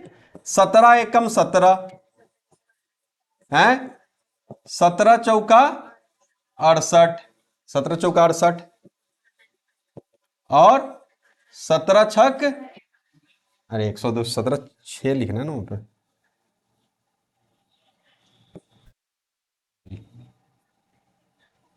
आई एम कंफ्यूज्ड, एक मिनट एक मिनट। हाँ, तो यहां पे हमने लिख दा ये 6 × 17। तो अब हम देख पा रहे हैं कि इस तीनों नंबर में कॉमन नंबर क्या मिल रहा है हमें? 17 मिल रहा है। तो यहां पे हमारे एचसीएफ की वैल्यू कितनी हो जाएगी? 17। बात आई समझ में? 17 के पहरा से, 17 के टेबल से सब कट रहा है ना, इसलिए। क्लियर है? कोई डाउट? अगले सवाल पे बढ़े।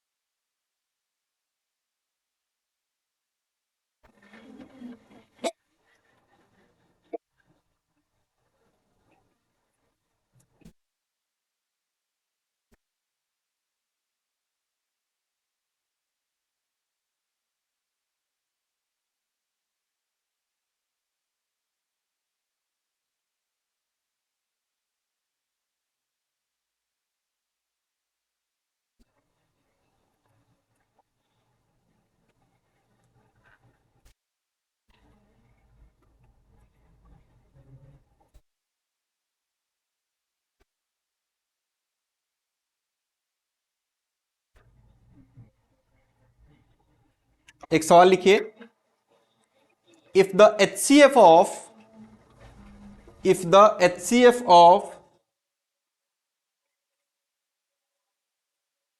if the HCF of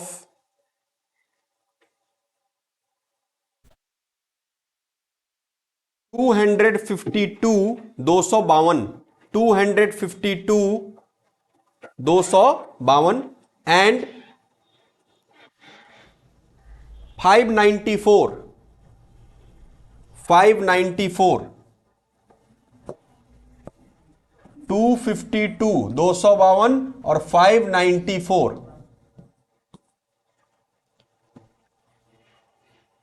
if the HCF of two number 252 and 594 is 18, HCF आपका जो है, HCF का मान दे रखा है 18 और दो संख्याएं मान लो A और B दे रखी है ना। आपको निकालना है इनका एलसीएम। एलसीएम क्या होगा बताइए।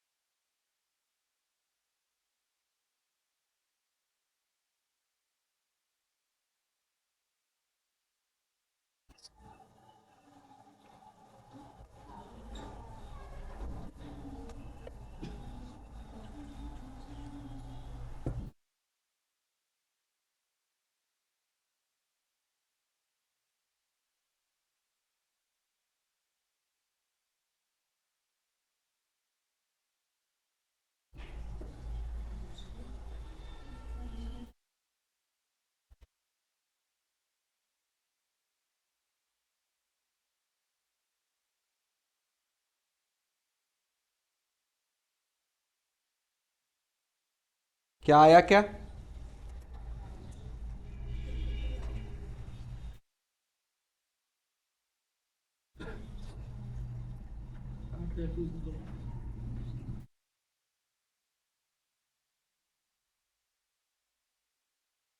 आठ हजार तीन सौ सोलह देखना पड़ेगा।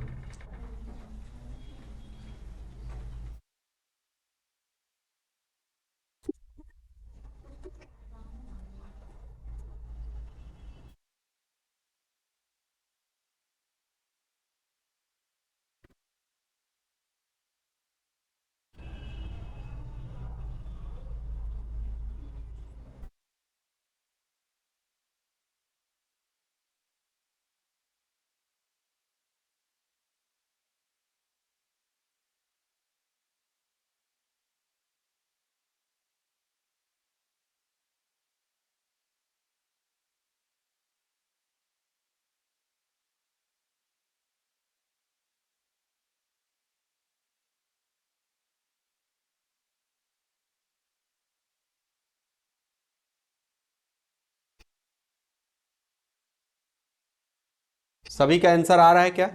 कितना आया? 8000 8316। अगर मैं एलसीएम का करूं तो डायरेक्ट हम लोग के पास फॉर्मूला है ए इंटू बी अपॉन में एचसीएफ। तो यहां पे हम देख पा रहे हैं कि पहला नंबर है 252 और दूसरा नंबर है हमारा 594 यानी 594 और उसको हमें डिवाइड कर देना है 18 से। तो हम सीधा 18 के पहरा से इसको काट भी सकते हैं। 14 बार में कट रहा है तो बहुत बढ़िया है। 14 बार में इसको काट के और आपको बस 14 से 594 को मल्टीप्लाई कर देना है, जो आएगा वो आंसर आ जाएगा। ठीक है,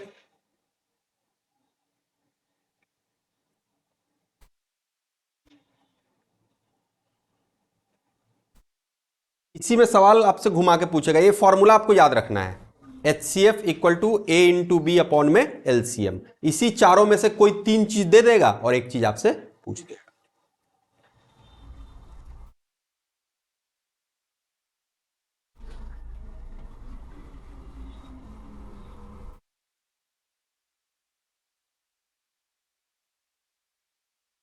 चलिए एक आपको थोड़ा कैलकुलेशन वाला एलसीएम में देता हूं। ये हो गया, नोट हो गया।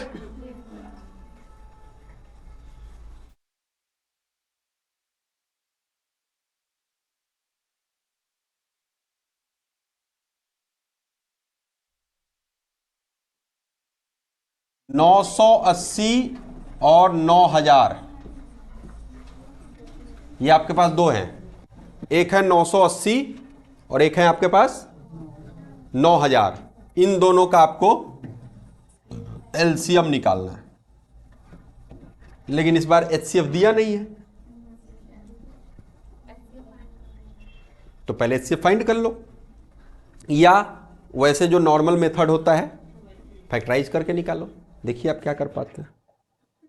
हमें 980 और 9000 का एलसीएम निकालना है। ये दो नंबर है जिनका हमें एलसीएम फाइंड करना है। ट्राई करें।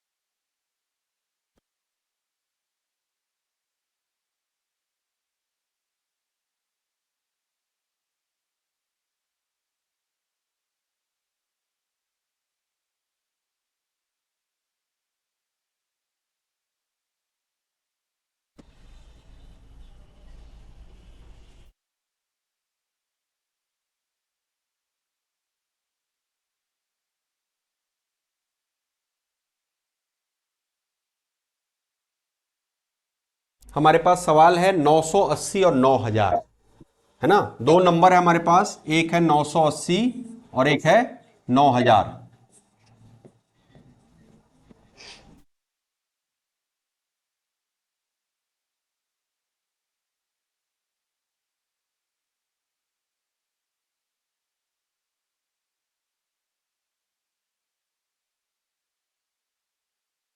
पहले तो इसको 10 से काट के छोटा बन लो। एक 10 10 दोनों में कॉमन है ना, 0 0 कॉमन है दोनों में, तो कट ही जाएगा। मतलब इस सवाल को बनाने के लिए मुझे बस 98 और 900 का एलसीएम निकालना है। अब यहां आप 2 से लगाओ ना, क्योंकि 1 0 तो दोनों में कॉमन ही था, तो गया।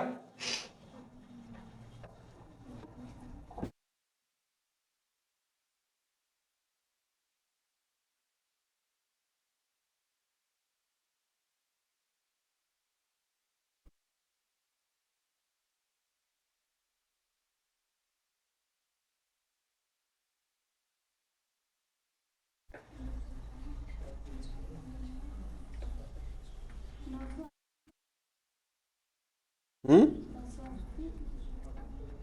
हाँ,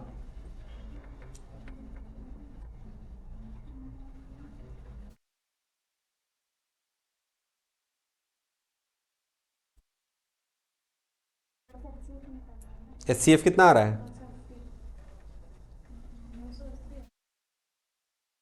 HCF 980 आ रहा है।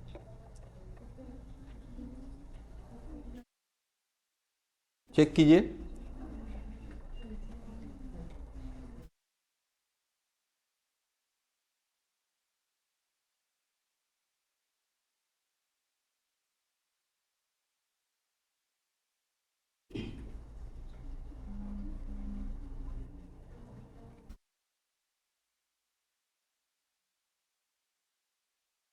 देखिए 980 और 9000 का एलसीएम आपको निकालना है,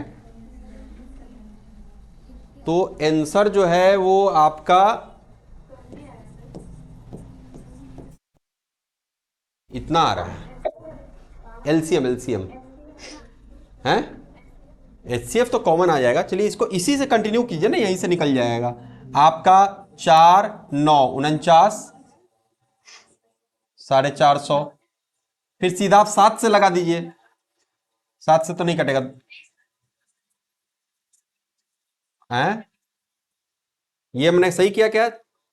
49 2 से कहां कटता है? 450 भी तो है। तो हमें ऐसा नंबर लेना होता है जो दोनों से कटे ना। एक नंबर, एक एक संख्या हमें ऐसा लेना होता है जो दोनों से कट जाए, है कि नहीं? तो 2 से यहां पे आप देखिए काट के। रुकिए, इसको अब हम लोग पूरे सवाल को करते हैं, कैसे नहीं कटेगा। सवाल था आपका 980 और 9000 ना। अब आप काटिए। अब पहले 2 से काटते जाइए। कितना बार में कट रहा है? हाँ, 2 से कटेगा ना। हाँ हाँ हाँ। हम्म अब सीधा 5 से लगा दीजिए।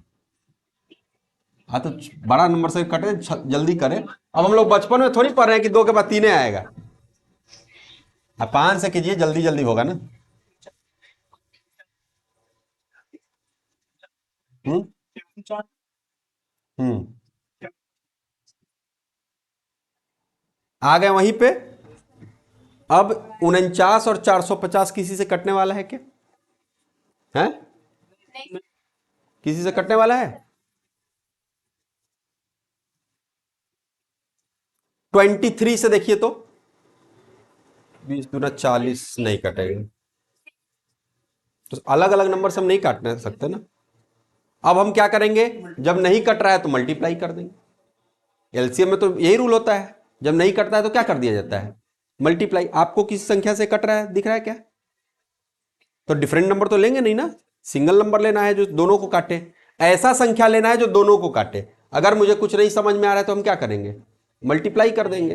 तो इसी को मल्टीप्लाई करने पे आपका टोटल कितना आ रहा है? 414000।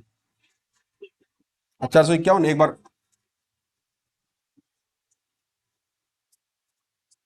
देखिए, आप 49 या 7 से काट सकती हैं, उसमें दिक्कत नहीं है, बट समस्या क्या है कि दूसरा नंबर भी तो कटना चाहिए। एक इसको हम काट के क्या करेंगे, फिर दूसरा नंबर कैसे काटेंगे? एचसी देखिए, एलसीएम या एचसीएफ का रूल होता है कि आप जब नंबर को काटते हो तो आप सिंगल सिंगल भी काटते हो। जैसे हमने, आप कह रहे हो कि 7 हमारे पास नंबर है, हमारे पास एक संख्या है 7 और एक संख्या 29। तो हम देख रहे हैं कि दोनों तो कटने वाला है नहीं, तो आप ऐसे कह रहे हो कि 7 एकम 7, फिर 29, तो फिर 29, तो फिर एक एक, तो फिर तो आखिर में वही बात हुआ ना कि दोनों को मल्टीप्लाई कर दिए। तो आखिर हमको मतलब काटे चाहे नहीं कटे, बात तो बराबर ही है। बात समझ रहे हो मेरी बात को? जब कटने वाला संख्या नहीं है तब उसको काट काट के करेंगे क्या? सीधा मल्टीप्लाई कर देना। हाँ, ये एक मिनट, एक मिनट। ये तो मल्टीप्लाई करके जो आएगा आंसर वो तो एलसीएम हो जाएगा। वो तो क्या हो जाएगा? एलसीएम। एचसीएफ तो हमको ऐसे निकालना ही नहीं है। एचसीएफ कैसे निकालना है? फैक्टराइज करके एक एक नंबर को, तब आपका रूल आ जाएगा, तब जो आप कह रही हो वो लगेगा। हाँ बिल्कुल, क्योंकि वो तो हाईएस्ट कॉमन मल्टीपल है, तो वो तो आएगा। जो आप कह रहे हो वो सही है उस केस में, लेकिन एलसीएम निकालने के केस में आपको अगर संख्या नहीं कटता हुआ दिख रहा है, जैसे उदाहरण मैंने दिया छोटा संख्या लेकर के, ये आपके किस्मत पे है, 7 और 29 आएगा तो तुरंत बना लोगी, और वही 980 या 9000 आएगा तो ले। तो रूल आपको याद करना है। मैं समझाने की क्या कोशिश कर रहा हूं कि जैसे यहां पे है तो आपने आखिर क्या देखा, कटने वाला नहीं है तो लास्ट में दोनों का मल्टीप्लाई हुआ, तो वही चीज तो यहां भी हो रहा है ना कि आखिर हम लोगों ने चेक कर लिया कि किसी टेबल से नहीं कट रहा है, तो लास्ट में क्या कर लेना चाहिए, मल्टीप्लाई कर लेना चाहिए। फिर से मेरी बात को ध्यान से सुन ले, एलसीएम निकालने वाले सवालों में अगर किसी टेबल से कोई संख्या कटता है तो ठीक, नहीं तो गुना कर दो, मल्टीप्लाई कर दो। Are you getting my point? बातें समझ में आ रही हैं? नहीं कटे तो क्या करना है, मल्टीप्लाई करना है, तभी जाके वो बनेगा। 2 गुने 2 गुने 5 गुने 49 गुने 450, और ये करने पे जो भी आपका आएगा वो फाइनल आंसर हो जाएगा। यहां पे मैं जो समझाना चाह रहा हूं वो मेरी बात को समझिए। एचसीएफ निकालते समय हम क्या देखते हैं, कॉमन देखते हैं, लेकिन एलसीएम निकालते समय हम ये देखते हैं कि अगर नहीं कट रहा है तो सिंपली हम क्या कर देते हैं, मल्टीप्लाई कर देते हैं। उदाहरण के रूप में मैंने ये 7 और 29 का एग्जांपल दिया आपको। 7 7 से कटता है, 29 29 से कटता है, लेकिन 7 और 29 किसी एक कॉमन टेबल से, कॉमन पहरा से नहीं कटता है, इसलिए हम क्या करेंगे, उनको मल्टीप्लाई कर देंगे। मेरी बातें समझ में आ गई? कोई दिक्कत किसी को? बताइए जल्दी। हाँ ये एलसीएम आया ना, अब तो एलसीएम, ये तो एलसीएम आया, एचसीएफ तो अपना निकाल लेंगे ना, ये एलसीएम आया। मेरी बातें समझ में आ गई है? इसमें कोई डाउट है क्या? तो देखो मेजर इसमें बस एक ही फॉर्मूला आपको याद रखना है, वही वाला जो मैंने बताया था, a इंटू बी, यानी दोनों संख्या लीजिए और एचसीएफ इंटू एलसीएम, दोनों को बराबर रखिए। उस चारों में से कोई 3 चीज आपको दिया जाएगा और चौथा चीज आपको क्या करना होगा, निकालना। आई होप दैट आपको आज की क्लास में प्रोबेबिलिटी और एलसीएम एचसीएफ समझ में आ गया है। ये मैंने एक बड़ा संख्या दिया था, आपके सवालों में, मतलब आपके जो एग्जाम में क्वेश्चन है उसमें छोटे छोटे संख्या दिए जाएंगे, तो आप आसानी से उसको कर लोगे, आपको ज्यादा उसमें सोचना नहीं है। अगली क्लास में जब हम लोग मिलेंगे तो जो बचे हुए चैप्टर से उसको कंटिन्यू करें, ठीक है? तब तक के लिए जय हिंद, गुड बाय। Insert and